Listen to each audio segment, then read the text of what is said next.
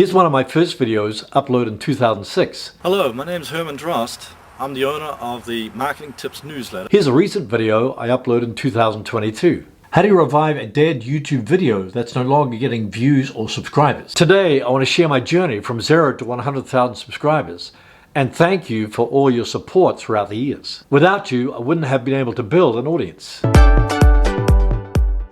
Why did you start a YouTube channel? I started a professional web design business in the year 2000 and my website was ranked at the top of Google search, so I was getting constant leads from that ranking. One day my website disappeared from the top rankings on Google and so did my business leads. I occasionally posted web design tutorials on my YouTube channel and noticed that they ranked well in YouTube search. I purchased a YouTube traffic course and learned how to make better videos and rank them in the YouTube search engines. As a result, I started getting new design leads through my YouTube channel. I noticed I had more fun creating videos for YouTube than I had creating websites for picky clients, and the industry was getting very competitive. After monetizing my channel, I decided to switch from web design to video marketing and promoting affiliate products as well as creating and promoting my own products. I retained my web design and web hosting clients for several years while I made the transition to full-time YouTuber. Most of my initial revenue from YouTube came from AdSense ads, but as soon as I started promoting affiliate products as well as creating my own courses, I was able to increase that revenue. Nowadays, I make money from AdSense revenue, affiliate products, my own products, YouTube coaching, as well as brand deals and sponsored videos. By creating multiple revenue streams, I can be a full-time content creator on YouTube. What gear did you use to start your YouTube channel? When I first started uploading YouTube videos, I was just using the camera on my iPhone 4S. I would use the SmartLav Plus as an external microphone that would clip onto my shirt. Nowadays, I use the Canon M50 as my main camera and the Movo VX10 as the external microphone. If I'm filming outside and on the go, I often use the GoPro Hero 9 camera. My initial lighting was 2 cowboy softboxes, which I still use today. Later on, I added a ring light and then a smart bulb so I can change colors if I need to. When I first started my YouTube channel, I'd film outside so I can use the natural daylight. If I was filming inside, I'd just use a blank wall. Later on, I'd use a wall hanging like this rustic wood that I'm using at the moment. My recommendation if you're just starting a YouTube channel is just do the best with what you have, even if it's just an iPhone and in front of a window. The camera that comes with the iPhone these days is 4K, so it's more than enough for filming your videos. Editing software. The first software I used to edit my videos was Windows Movie Maker, which now doesn't exist. When I switched from PC to Mac, I used iMovie because it came with my computer and was easy to use. Nowadays, I use ScreenFlow video editing software, which has many more features than iMovie, and it's just a one-time fee and it's easy to use. For designing my thumbnails, I'll use Pixelmator Pro, which is friendly for Macs and is also a one-time fee. If you're just starting out, I recommend the free online graphics software called Canva. They have a bunch of templates that you can easily modify to your liking. What's changed on YouTube since 2006? I'll only mention some of the big changes because there have been lots of little ones over the years. For instance, how the YouTube algorithm works. In 2006, there wasn't much competition, so it was easy to rank your videos.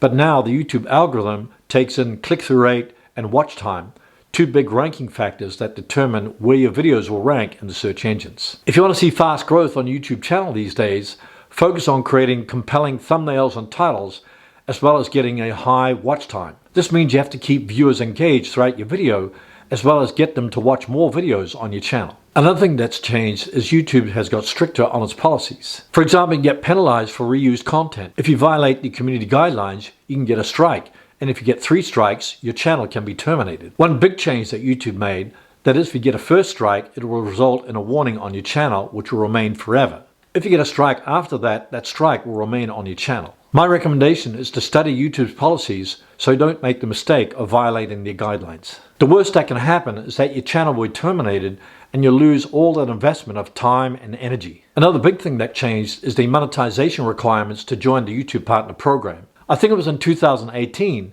that YouTube changed the monetization requirements to 4,000 watch hours and 1,000 subscribers in the past 12 months. Later on, they also started putting ads on non-monetized channels, which means that you wouldn't get any revenue if you're not a YouTube partner. My recommendation is to get your channel monetized as soon as possible so you can start collecting revenue from the ads generated from your videos. Another big change YouTube made was going from annotations to end screens and end cards. With annotations, you could link to a video or website anytime during your video.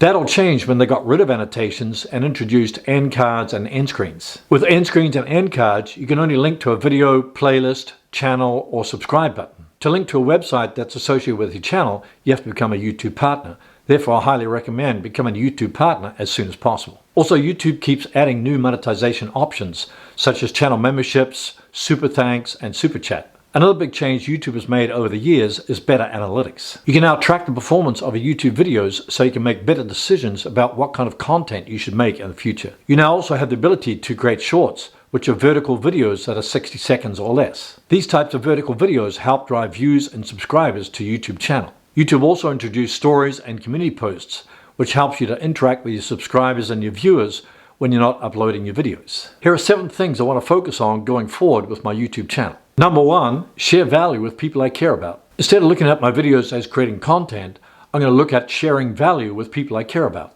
This shift in thinking means I never have to worry about people judging my content or obsessing over views and subscribers. Instead, I focus on the value that I offer my viewers to help them get the result that they want. Number 2, focus on quality instead of quantity. For many years, I uploaded 3 videos a week to grow my channel fast. I'd make 2 regular videos, then do a live stream every Friday. Even though this grew my channel fast, the quality of my videos suffered. My recommendation is to upload consistently, whether it's once a week, twice a week, or even 3 times a week. If you want to avoid the stress of uploading consistently, I highly recommend batch scripting, batch filming, and batch editing. Typically, I'll schedule 2 or 3 videos ahead of time so I won't be stressed out. Number 3, create titles for your target audience. Instead of creating titles just for the search engines, try to write titles that compel the viewer to click and watch your videos. This can be asking a question, making a bold statement, or writing something controversial. Your goal is to create a compelling title so viewers will click and watch your video. If they don't click and watch your video, then you'll get no views and no subscribers. Number 4, create clickable thumbnails. Your thumbnail is what viewers see first in the search engines, whether it's Google search or YouTube search. They'll also see it in the suggested videos or on the YouTube home screen or on the YouTube app. Design thumbnails that stand out from your competitors' thumbnails so viewers will click on your video instead of your competitors. Typically, I'll design 2 or 3 different thumbnails, then use TubeBuddy's thumbnail split testing feature to see which one gets the most traffic. I'll place a link to TubeBuddy in the description below this video. Number 5, improve each video by 1%. The top ranking factors for YouTube videos is click-through rate and watch time or audience retention. Click-through rate refers to the percentage of people that see your title and thumbnail, then click on it to watch your video. Watch time and audience retention refers to how many people remain engaged throughout your video. YouTube says that if you increase the click-through rate and watch time on YouTube videos, it increases the probability of your videos being suggested by YouTube. Therefore, try to improve every new video you upload by 1%.